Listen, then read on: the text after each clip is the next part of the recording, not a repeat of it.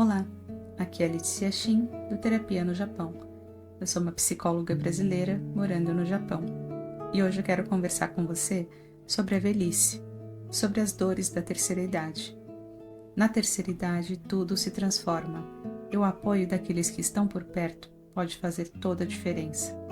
No final do vídeo, eu vou deixar algumas frases para melhorar a comunicação no dia a dia, na rotina, com quem convive com idosos, para uma comunicação mais construtiva, acolhedora e desejável. Porque muitos idosos enfrentam momentos difíceis, principalmente na vida familiar, dentro de casa. Os limites da idade e do corpo podem deixar marcas muito profundas e resultam às vezes em estados depressivos, como no livro que a gente utiliza hoje de base, que é o livro do J.D. Nasio, A Depressão é a Perda de uma Ilusão. Já foi utilizado em outros vídeos.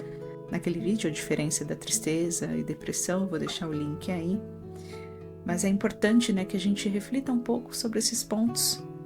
Acho que o Nasio traz uma reflexão muito importante sobre a perda dessas ilusões durante o percurso, a jornada da vida. A gente vai perdendo tudo isso. E a ilusão nada mais é do que a imagem, uma imagem idealizada, carregada de sentimentos, criada pelo desejo e também produz desejo. Um ciclo é o que desperta o desejo, faz com que a gente corra atrás de algo, a gente corra atrás da realização desse desejo. Por isso que o Nasio fala aqui no livro que se não existisse essas ilusões, a gente não seria capaz de amar, não existiria vida. É vital para nós que a gente idealize, que a gente imagine como deveria ser. Ele fala que o imaginário cria o real. Então, a felicidade seria realizar essas ilusões? Aí o Nasio diz que não, que a felicidade, na verdade, é você buscar, você poder realizar essa busca da realização, em direção às ilusões, você está se movimentando. E a necessidade da terceira idade, assim como na infância, é o afeto, porque a velhice pede por paciência, por tempo, disponibilidade, compreensão. No livro A Depressão é a Perda de uma Ilusão, esse livro do Nasio, ele traz essas reflexões sobre essas certezas que a gente perde, essas ilusões, que nos sustentam emocionalmente, que sustentam o nosso imaginário e nos mobiliza a criar uma realidade. Então é vital para o nosso psiquismo que essas ilusões existam. Na velhice, as experiências de frustrações, elas são experimentadas como uma perda da integridade, uma perda do valor de si mesmo, do amor próprio, é uma ferida narcísica.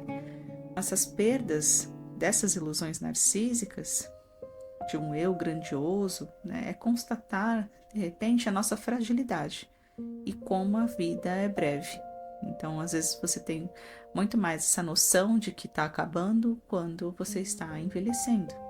Então, a primeira ilusão que se desfaz, que a gente vai falar agora, é a ilusão do corpo, está ligada à saúde.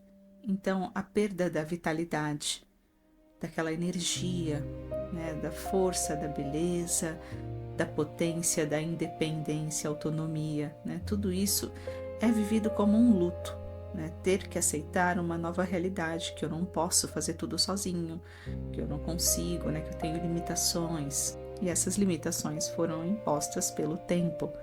Então, há um contato com a fragilidade humana, Em alguns casos, até a dependência, quando o idoso precisa totalmente dos outros, para tomar banho, para comer, ele não consegue fazer as coisas sozinho, para colocar uma roupa. Então, essa perda da autonomia, daquela ilusão da eternidade, que a gente acha que vai ser jovem para sempre, é uma experiência muito dolorosa, uma experiência muito difícil. Outra ilusão perdida é uma parte da identidade que vai embora quando a aposentadoria chega. Então, o Nasio chama até o trabalho como um dos objetos de amor, objeto de amor sacralizado. Ele fala que é vital, é aquilo que ocupa um lugar muito forte em nossa vida, não para todo mundo, claro, mas na maioria dos casos o trabalho é parte da identidade da pessoa. Então, quando a pessoa para de trabalhar, é como se existisse um conflito e uma perda de um pedaço do eu, né? Uma perda da identidade. Quem eu sou agora, né? Sem meu trabalho, sem o meu cargo, sem minha profissão, o que eu vou fazer? Vem um vazio muito grande. Imagine agora uma professora ou um professor, né, que deu aula a vida inteira, né, tinha um ritmo de vida, uma rotina social, né, muito ativa, sempre em contato com alunos, com os pais, reuniões, né, comunicação. Às vezes tinha eventos, né, imagina, formatura da escola ou da universidade, né, sempre ali com uma comunicação ativa, né, contato com as pessoas, reuniões, né, festa de fim de ano ou eventos que tem durante o ano. De repente, tudo isso se acaba, né, o que resta? Fica um vazio. Então, às vezes também alguém que precisou se aposentar porque o corpo não dava mais conta, né, então a pessoa entrou em contato com limitações do corpo e isso a deixou parada. Então, o motorista, né, que tem problemas às vezes de coluna, que é muito comum a gente ver a pessoa que tem esse trabalho de motorista, então às vezes tem problema de coluna, não pode mais dirigir, né? O que eu vou fazer? Não posso dirigir. Uma costureira, né? Não posso mais costurar, não consigo mais, não enxergo mais direito. Um cozinheiro, uma cozinheira, alguém que trabalhava na fábrica, conhecia todos os galpões, todas as máquinas, como se aquilo fosse realmente um pedaço da pessoa. A vida inteira ela fez aquilo. E quando essa pessoa precisa parar, né, ela vai enfrentar esse vazio e um sentimento de inutilidade. Alguém que tinha um cargo, né, algo que o deixava numa posição de superioridade, de controle, de independência, de quem dita as regras. Também a aposentadoria pode tirar toda essa potência, né, esse falo imaginário, o poder da pessoa. E aí a pessoa pode se sentir super diminuída mesmo. Né? Isso daí atinge muito forte. A pessoa se sente assim que eu não sirvo para mais nada, né? O que eu faço aqui nesse mundo? E isso que alimenta, né, um estado mais depressivo. Por isso que há uma necessidade de trazer, né, de preencher, não total esse vazio, vai ficar sempre alguma coisa, mas tentar preencher com algo além, para que esse idoso, essa idosa se sinta vivo, sinta um novo valor no mundo, né? Eu tenho valor, sim, eu faço alguma coisa, ou eu ajudo com alguma coisa. Resgatar esse valor, né, do próprio eu é importante. Muitas vezes a vida social para e o evento mais importante se reduz com uma ida ao médico, né? É muito comum. O idoso se prepara ali o mês inteiro porque tem aquela consulta, né? Então os convites sociais vão se esvaziando, né? Não tem festas, viagens, eventos em geral. E nesse caso eu estou falando não só de quem está com limitações físicas, né? A pessoa que está com problema, não consegue mais fazer muitas coisas, mas também o idoso que ele está ativo, ele está bem de saúde, mas ainda assim tem que enfrentar um preconceito, que é o etarismo, né? A pessoa não chama, não convida. Os convites sociais, né? As festas, as viagens, os eventos em geral, que vão ficando cada vez menores, né? E com isso vem a solidão, né? A solidão se faz presente. O laço social, ele se desfaz para muitos, né? Não é para todo mundo. Tem gente que ainda consegue manter um ritmo, um círculo de amizades, né? Tem muitos idosos também que se reúnem, eu acho super bonito, e que eles viajam em grupo, né? Não sei se vocês já viram, aqui a gente sempre vê aqui no Japão, às vezes alguém com uma bandeirinha, né, um guia, assim, e a fila é só idosos, assim, que estão viajando ali em grupo, em turma, e é muito bacana, né, porque estão se mantendo ativos, né, socialmente, conhecendo coisas, e, enfim, explorando o mundo, tendo alguma motivação para seguir, para continuar. Mas não é assim para todo mundo. Sabemos também que para alguns é até mesmo um alívio, né? Essa questão de não precisar mais fazer social, não quero ir, não vou, vai ficando mais velho e vai se isolando também, às vezes como uma defesa, né? Cada caso é um caso, né? Mas tem gente que realmente não tem essa necessidade de contato, né? Sempre foi mais baixa, né? Não tem essa necessidade muito ativa nessa parte social. Cada caso sempre será um caso.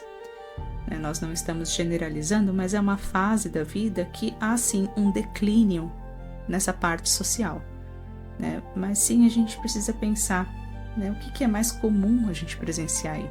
A gente se depara às vezes com um desprezo social com os idosos pelo preconceito, né? Um etarismo mesmo. Ah, porque você tá velho. E essa é a razão, né? A pessoa simplesmente fala isso, né? Com relação aos idosos. Como se aquela pessoa, né? Aquela presença não fosse tão importante assim. É muito frequente, principalmente na clínica, a gente receber idosos e que a queixa sempre é essa da solidão e isolamento. Eu percebo esta queixa muito mais recorrente, né, muito mais forte do que em outras idades. Apesar que a adolescência aqui no Japão também tem muito essa questão, pelo menos com os estrangeiros, da solidão também. Acredito que é importante, né, a gente pensar a respeito. Os idosos, eles sofrem de reminiscência, né? O que é isso, né? Eles vivenciam de uma maneira muito intensa as lembranças do passado. Mas tem muita gente que associa isso com Alzheimer, né? Já acha que é doença de Alzheimer, como se fosse, assim, um sintoma a pessoa que está falando do passado, né? O idoso só conta aquela história, ou sempre está lembrando do passado, mas nem tudo é patologia, nem tudo é doença. Imagina só, você com 35, 40 anos, lembrando do seu passado, da sua adolescência. Você vai contar às vezes as mesmas histórias. É impossível você não repetir as suas histórias. Uma hora ou outra você vai se perceber nesse movimento de contar histórias, de lembrar do passado. Eu aposto que você já falou para alguém sobre uma festa, sobre um evento, um show, ou um encontro, enfim, um dia na escola ou na faculdade, alguma coisa que marcou e que você vira e mexe vai falar sobre aquilo, né? Como você conheceu fulano ou fulana, é totalmente normal, né? A gente repetir histórias não é necessariamente uma patologia, faz parte da nossa sobrevivência emocional. Às vezes, a gente entra em contato com partes da nossa história, né? Lembrar das pessoas, das situações, dos lugares, né? Você vai acessar ali algo que faz parte da sua história, acessar quem nós somos. É isso que a gente faz quando a gente lembra. Então, imagina um idoso, né, que ele não tem 30 e poucos, 40 anos para ficar lembrando. Ele tem 70, ele tem 80, ele tem 90, né? Quantas lembranças, né? Quantos eventos, quantas coisas históricas assim que ele presenciou, né? Quantas situações, quantas pessoas conheceu, né? Quantos momentos difíceis, momentos bons, prazerosos, né? Momentos de sofrimento também. Quanta coisa essa pessoa acumulou, uma jornada, um percurso muito longo. Então, acessar a nossa história também é validar ou revalidar a nossa identidade, né? Dar significado a toda a jornada percorrida, principalmente diante das perdas da idade, né? Diante daquilo que o tempo levou. Então imagina a avó falando como ela era bonita. Nossa, eu também já fui jovem. Olha essa minha foto da festa de 15 anos, olha o vestido que eu usei, olha a minha cintura como era, olha. Então assim, às vezes tem coisas que a pessoa está lembrando, né, que o tempo levou, mas ela sabe que ela já viveu aquilo. É uma parte, né, do narcisismo dela que precisa ser preservado, né? Isso tem a ver com a história da pessoa. E existem estímulos cognitivos, emocionais, né, que ajudam muito nesse momento, que é quando você põe uma música, né, do passado, fotos, quando você mostra fotos, filmes, né, vídeos antigos para a pessoa, para que ela se conecte, para que ela consiga se conectar com ela mesma, né? Também é muito bom, né, você lembrar, olha vó, olha que bonita, ou olha vô, lembra desse dia aqui nesse jogo que a gente foi. Esses estímulos, né, cognitivos e emocionais, como fotos, músicas, filmes, vídeos, eles fazem muito bem, né? Fortalecem ali essa questão da identidade, esse senso de pertencimento, né, da própria história. Outra ilusão perdida é justamente de pertencimento, muitas vezes está relacionado com a casa, quando o idoso precisa sair da sua casa, né? Não importa o motivo, se é para viver com os filhos, com os netos, ou um lar para idosos. Isso atinge o senso de identidade, toda a história, toda a jornada, né? O princípio de continuidade. Então, assim, algo vai ser quebrado. Às vezes aquela casa tem um valor simbólico muito forte, né? Não é só a questão material, né? O valor é emocional, porque toda a história da pessoa está naquela casa. Todos os filhos nasceram ali, os netos, né? Foi uma história assim de uma família construída naquela casa. E quando isso se rompe, quando o idoso tem que se mudar do lugar que ele viveu a vida inteira, traz uma sensação de insegurança, né? Toca nas memórias afetivas mesmo. Então, a relação com a casa, né? Ambiente, aquilo que nos sustenta, muitas vezes não só materialmente, mas emocionalmente, né? É a história do idoso. É vivido como realmente a perda de um pedaço. O Násio fala aqui na página 79 que essas desilusões elas podem ser experimentadas de 3 maneiras diferentes. Como uma privação, né, que é quando a pessoa perde algo como se fosse parte dela mesma. Como humilhação, né, se vive ali momentos em que a perda faz com que ela se sinta ferida em seu amor próprio. Ou como frustração, como se perder o objeto e a ilusão é uma recusa daquilo que lhe foi prometido. Eu pensei que sempre seria assim. Então fico frustrada de perceber que, poxa, não era como eu imaginava, como eu queria, como eu desejava. E como isso é profundo, né? Outra ilusão que é muito comum acontecer na fase, né, da velhice tem relação com a fusão, né? A fusão, somos um só. Quando o idoso ou idosa fica viúvo, né, viúva, então existe uma quebra do vínculo mais importante que eles construíram durante uma vida. E isso também convida, né, muitas vezes a pessoa a entrar num estado depressivo. O Násio fala aqui no livro, na página 95, que é muito mais fácil a pessoa cair em depressão se ela realmente tiver esse vínculo fusional, como se ela e o outro fossem um só, né? Então não haverá uma tristeza, que a pessoa experimenta uma tristeza e depois ela supera o luto, né? Digere o luto, esse processo. Como Freud nos apresenta no texto Luto e Melancolia, né? A diferença da melancolia, que foi um princípio ali de um estudo da depressão, né? Que a melancolia ela fica, né? E a pessoa começa a se atacar. Enquanto o luto, depois de um tempo, a pessoa volta a investir novamente, né, a sua energia libidinal, que é o seu estar no mundo, a sua produção, o seu olhar para fora, né, para a vida novamente. Um dia volta a trabalhar, um dia volta a fazer as coisas. Vai retornando, né, pouco a pouco, em seu próprio tempo, ao mundo externo. E na melancolia, não. Né? Na melancolia já é mais esse estado depressivo. Quando o Násio fala isso aqui no livro, que quanto maior o apego, né, quanto mais fusional for, maior o risco para a depressão, né, para desenvolver uma depressão quando o outro vai embora.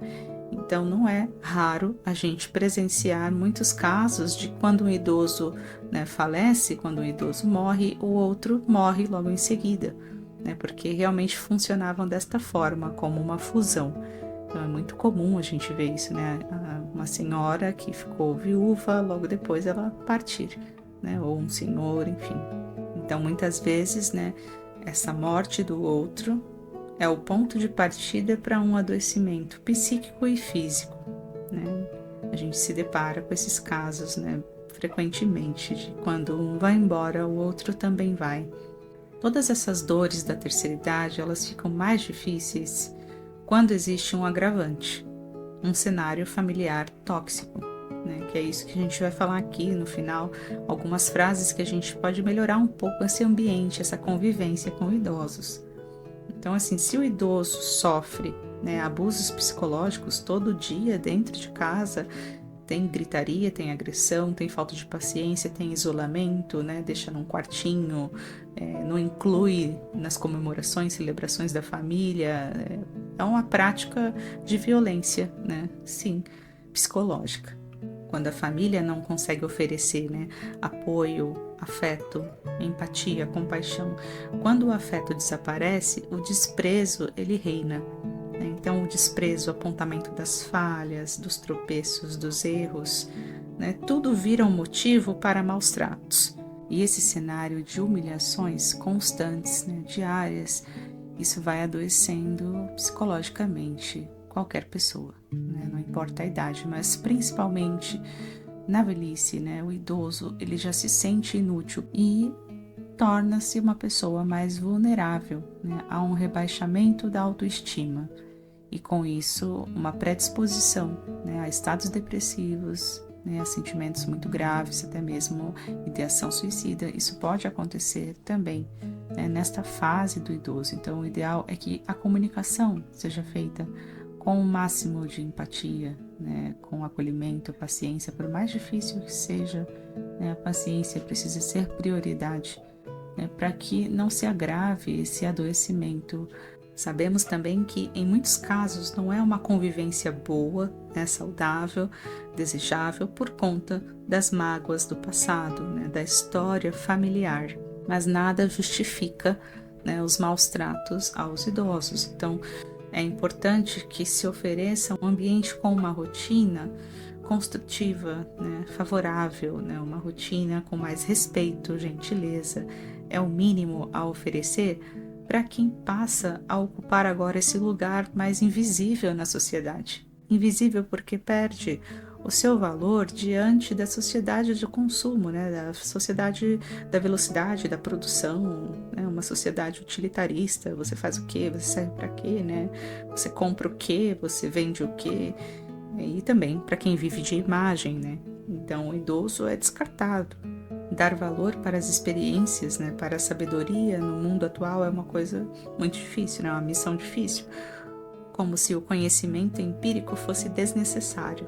Mas trazer o nosso olhar para outra direção é muito importante, né? Dar valor para quem já viveu, né? Para quem já viveu muito.